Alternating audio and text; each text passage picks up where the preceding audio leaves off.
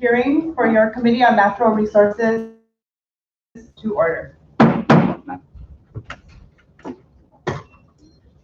Before we begin, I'd like to recognize the indigenous owners of this land, the people who came before us, the ancient Chamorro and Carolinians who cared for this land, air, and waters, who protected the land and were responsible stewards of our islands. May we be guided by their knowledge and their values. The agenda for today's meeting was issued on April 15, 2021. If there are no objections, can I get a motion to adopt today's agenda? Move. It's been motioned and seconded. All those in favor of adopting today's agenda, please say aye. Aye. Those opposed, say nay. Today's agenda has been adopted.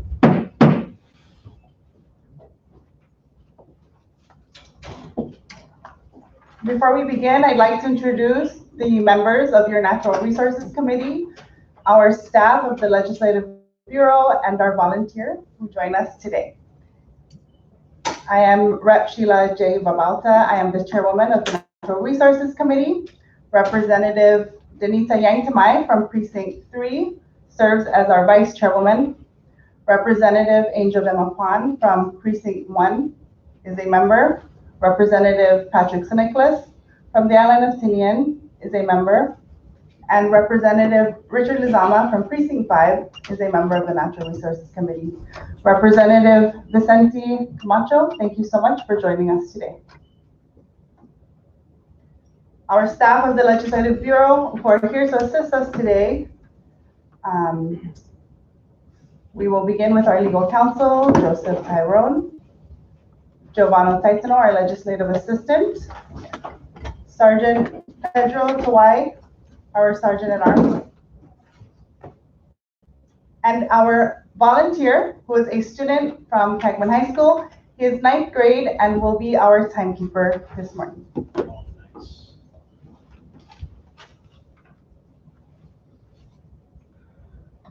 Okay, moving on to the agenda. Today's public hearing, we will entertain comments on 5 House bills. And the purpose of today's public hearing is to provide comment and feedback on these. There will be no debate and there will be no voting. You may step up to the podium when you are ready to make your comment, and you may remove your mask at that time.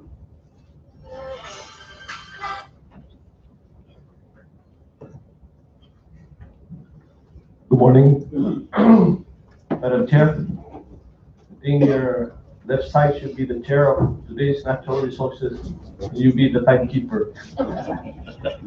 Good morning, colleagues. I'm basically here to say a little bit about my 2 bills. One is House Bill 22-31, which is the 150 feet high water mark. I hope that this committee would support the intent of this piece of legislation. I know that certain business establishment has requested for amendments to the bill. I don't have a problem with that. We need to work together because we need this business community to continue forward with paying their leasehold. I only ask that DPL should negotiate in good faith because some of this establishment has built this facility for many, many years. We have to be mindful that this 150 feet high water mark has to do with climate change. Before, it wasn't a problem. Now with climate change, it had shifted sands and eroded our shoreline, which we should be mindful to figure out how to control this erosion. That's very important when you fly down Beach Road. Pretty soon Beach Road will be in the water. We won't have road in Beach Road. So that's the significant importance of this piece of legislation. I hope that this committee support the intent of this piece of legislation and support the amendments that is forthcoming from the business establishment. This is very important because DPL needs to collect this additional resources that by law are not permitted, and they need to negotiate in good faith. That's on House Bill 22-31. On House Bill 22-32, I do receive from Saipan Chambers of Commerce their opposition of this bill. I do agree that I don't have the supporting data, but as the saying goes, when you go to the beach and you bring your your coolers, your food for barbecue, we're obligated to bring it back home. We're not supposed to discard our refuse in our shore, in our ocean.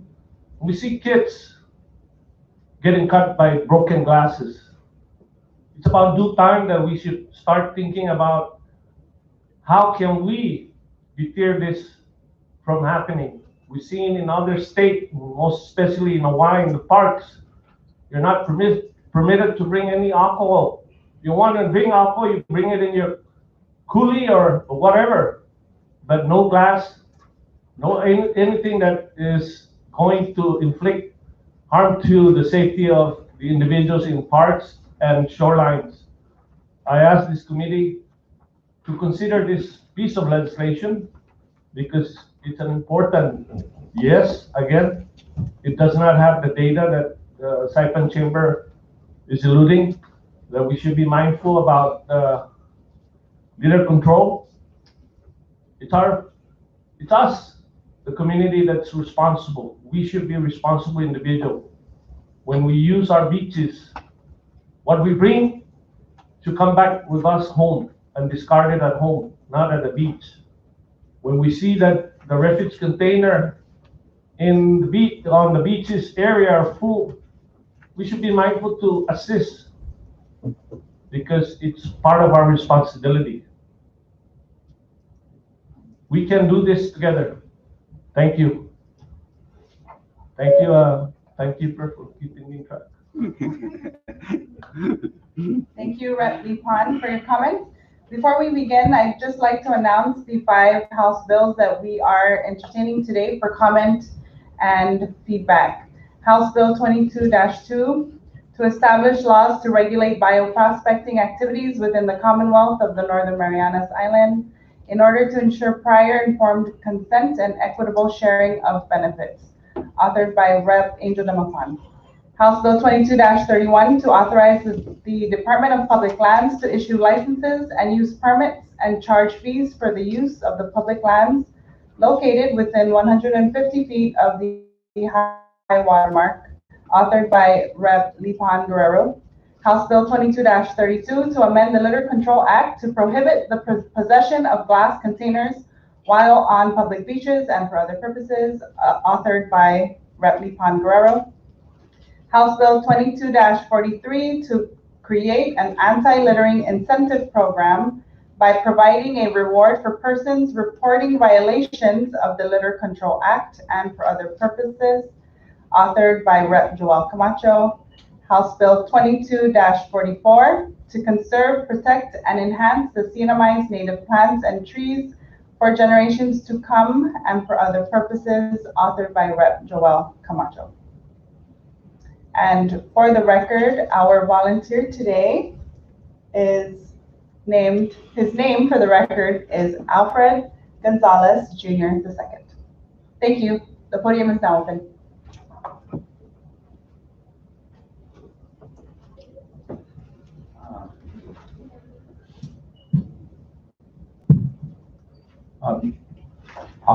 My name is Peter Perez, and I'm just here as a citizen. How much time do I have? If I want to speak about one bill. You have 5 minutes. Okay, perfect. So the bill I'd like to talk about is House Bill 2022 2.2. There's 5. Oh, I have glasses. I'm going to wear them. Okay, so this is the bioprospecting bill. And I was involved in the development of this legislation 8 years ago. It actually has been in this form for 8 years and is now finally coming up. And I want to talk about the background, about what's behind this bill. It's named after Richard Semon. And when I came to Saipan, I volunteered in his office and I asked for something to do, and this is what he gave me.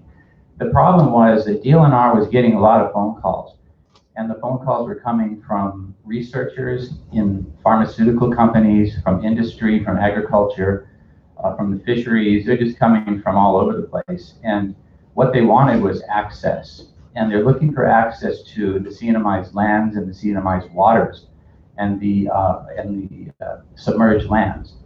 And what they were looking for is valuable processes and things that can, the kinds of things that you might find.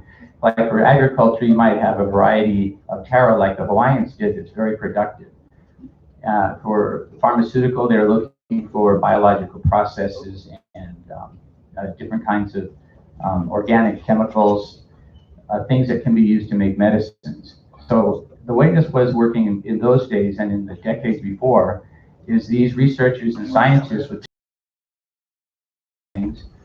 They would talk to, for instance, our medicine people who know traditional medicine, and they ask, what kind of medicines do you have?